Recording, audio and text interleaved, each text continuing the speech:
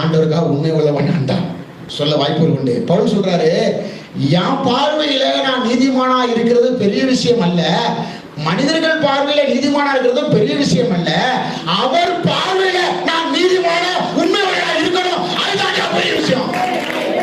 அவர் உண்மையா இல்லையாங்க? எங்க உங்க பார்வையில நீங்க நினைச்சுக்கலாம், நான் நீதிமான், நான் உண்மை உள்ளவன், நான் சரியா தான் நடந்துக்கிறேன் அப்படின்னு நினைச்சுக்கலாம். மனிதர்கள் மத்தியிலையும் நீங்கள் நடித்து மாய்மானம் பண்ணி நல்லவர்களை போல காட்டலாம். ஆமென்.